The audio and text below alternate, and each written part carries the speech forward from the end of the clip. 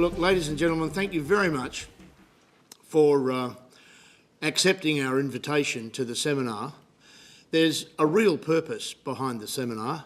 People like Ron and Kelvin and a whole team of other friends and colleagues of mine in our field have been working on the business of the next great wave of technological development, and we've been doing it now for some few years. Lead time is significant, of course, but the world is seriously on the cusp of another amazingly exciting era of technological development. Young people emphasise the word exciting, older people perhaps say remarkable, but it depends on where you are in that context, on the age scale as to how you see it. But our objective with the work we're doing is to do our darndest to understand the nature and the scope of what's about to happen next, so that Australia and Australians can maximise their international competitiveness, so that we can take the best possible advantage of wealth creation opportunities, and of course with that the job opportunities that go, the whole range of new skills that will be required to basically handle what's likely to happen. So what we call continuity, breakthroughs and convergence is what we're talking about as far as this next era is concerned. There's a great deal of things which we've developed which we will carry them with us. There's a great deal of continuity. We're not going to use the word revolution this morning, whether we call it revolution, era, phase, whatever. We know it's there. We know we're about to enter it, and the continuity is a critical part. What we take with us is very substantial and significant. At the same time, however, there'll be amazing breakthroughs, especially in the life sciences, and Kelvin's going to talk about that. As well, of course, the convergence is a reality. These technologies don't live in isolation behind a fence. What we've found, of course, in the last decade or two is an amazing level of convergence, especially with informatics and other fields of knowledge. So here sits the digital revolution that we've been part of, the breakthroughs in life sciences, and then the resource efficiency phenomenon, which Ron's going to deal with. The next 30 years will involve overlaps, convergence and continuity of these three legs to the tripod. And there'll be jobs, investment opportunities, wealth creation, stuff we can't really quite imagine at this moment because it hasn't happened bit by bit, and nobody can predict the order or the sequence in which it will happen. But we do know that a great deal of it's going to come from these particular spots. So when we talk about, I said we weren't going to use the word revolution. Everybody's heard me use it so often, I guess it's passé now. But look, we're dealing with a phenomenon that really had its beginnings in the 1970s. The scope of innovation that's actually resulted is beyond a lot of people's imagination. It's a game changer. We know that our society has been fundamentally changed as a result of the breakthroughs already experienced in the digital era. So over this last 25, 30 years, we've actually been building this, people in companies, in government agencies, in all sorts of different parts of our economy. We've been building online businesses, community groups, households, government agencies, and we all know that it's come together in bits and pieces. Money was lost, all sorts of mistakes were made, people made assumptions that were inappropriate, but along the way, over a quarter of a century, that's the sort of the infrastructure that we've put in place. Now, I won't spend a lot of time on this. We can have a lot of fun discussing what's called the long wave theory. Not everybody agrees with the analysis in detail. I do. The fifth wave is basically where we are, basically in the midst of the fifth wave. The sixth wave is what follows. And this is another way of sort of diagrammatically representing the fact that it's nanotechnology, biotech, resource efficiency and a whole range of other things that will lift the level of investment, the new forms of wealth creation and job opportunities to another order of magnitude and sophistication. Now, not everybody shares my enthusiasm or our enthusiasm for all the new things that we expect to see emerge, but it is inevitable, and you'll see some of the excitement from both Ron and Kelvin in that form. Now, what I wanted to point out to you all is that with these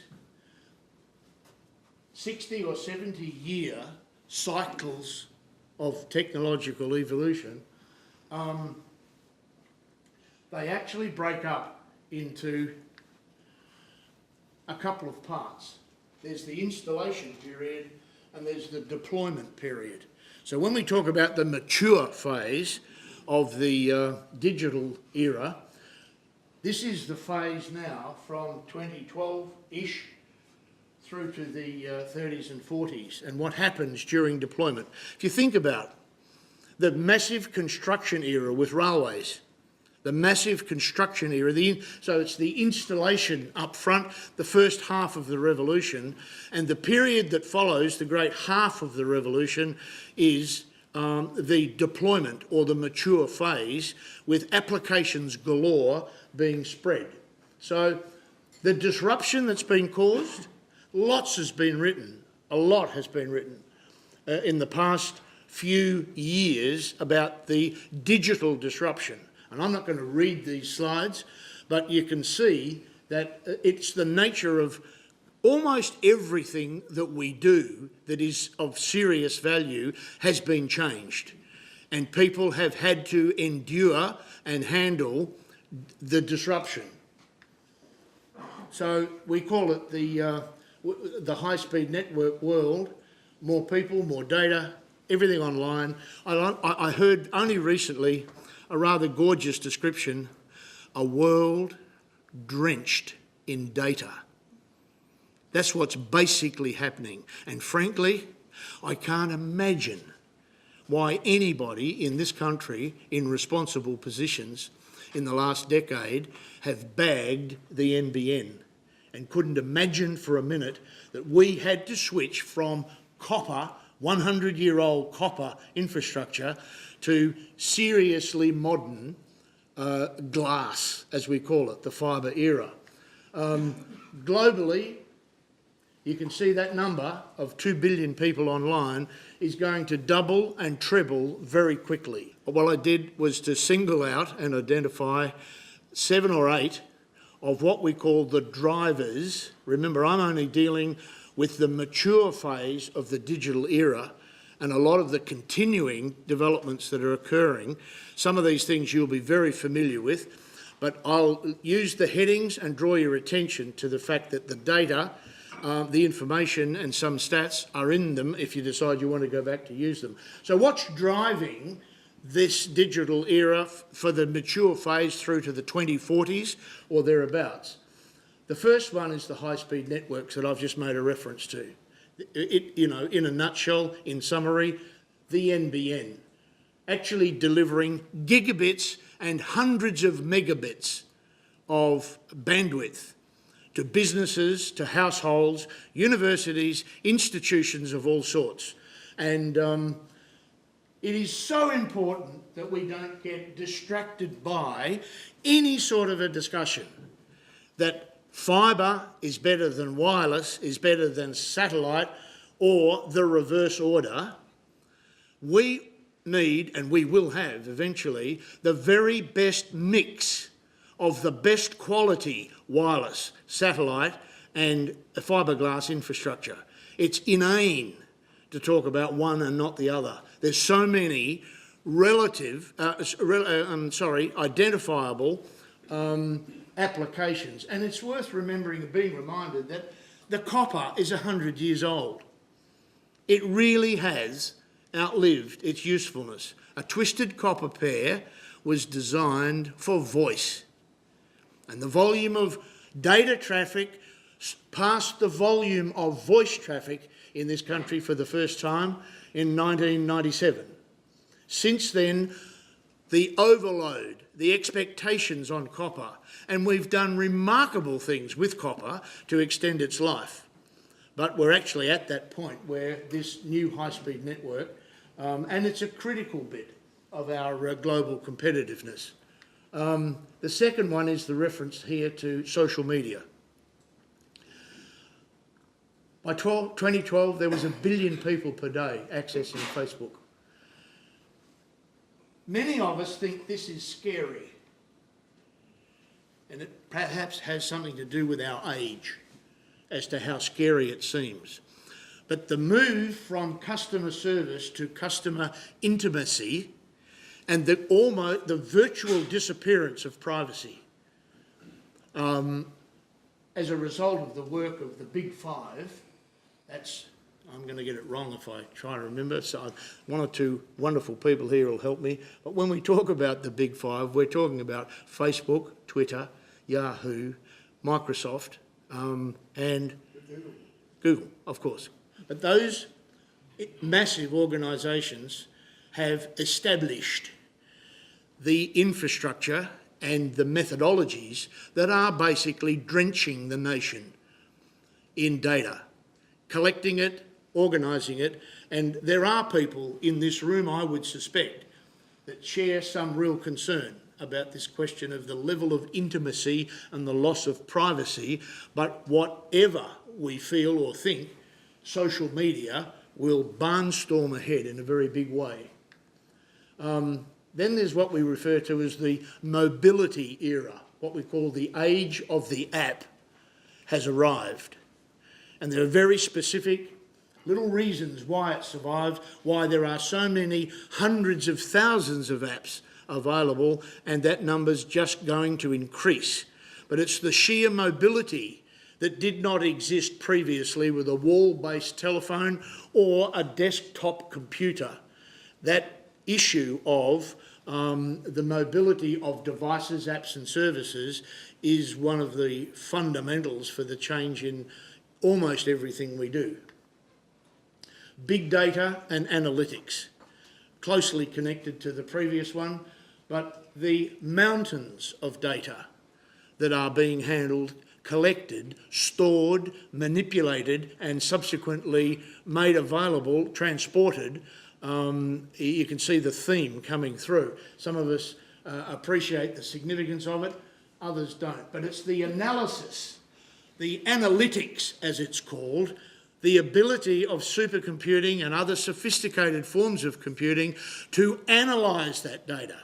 Not just recently collected data, but a massive amount of data previously collected. Some of it is structured, some of it is not, and we're going through that transition era. But it's the ability to analyse, detect trends and patterns that gives us a form and an order of intellectual activity that we could never ever have contemplated. The cloud, I refer to the Big Five here without naming them, but a lot of people don't realise that nobody sat down one day and said, let's build the cloud. The cloud exists because the Big Five that I mentioned earlier found they had massive surplus capacity, and they actually individually at a start began to make that surplus capacity available. You can imagine what it would cost to try to imitate what Google has assembled around the world in terms of what we call horsepower or grunt. Nobody could begin that journey to put the investment together to do it. That whole question of the role of cloud computing and where it's heading and how we're using it you might like to read about it a little bit later. The Internet of Things, this is where I have to wind up, and I'll just show you the headings of others. I've seen this figure, 26 billion. I've actually seen other figures of 60 billion things with embedded transponders and sensors transferring information automatically by 2020. Now, can anybody imagine how that could ever be handled without the bandwidth? And that's a part of the transformation. The interesting thing is that those embedded computers are able to identify the state of a particular object from within, but also the external relationships with the actual relationship between the object and its external environment, and transfer all that information for control purposes. So I won't say much about e-commerce. The question of what's happening and the scale of it, online shopping and that sort of stuff is really quite massive. The new content revolution. I did discuss with somebody, it was a bit of a hoot. You imagine Callaghan having trouble with people driving to work with a smartphone in their hand, resisting a temptation to pick it up and use it and take a message. Smart glass. Google Smart Glass or smart glasses, voice activated or touch activated, bringing stuff into screens on the edge of our eyesight, as it were, while we're driving. Somebody mentioned to me this morning that some states in the United States have already legislated against the concept of smart glass for that very reason and where it leads us to.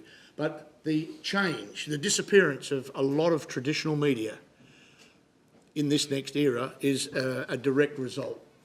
Cybersecurity is another massively important area because we now have a whole generation of digitally savvy criminals and all these sorts of related issues of the limitations of statute law, etc. So I've mentioned that the convergence is there. Informatics and those other fields, they're just a short list. You can treble and quadruple that list in terms of where the impact is had.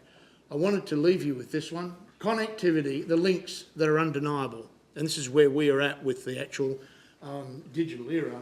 The connectivity, creativity, innovation, productivity, prosperity, that link is what we're all about maximising the benefits of so far as the next 30, 40 years is concerned.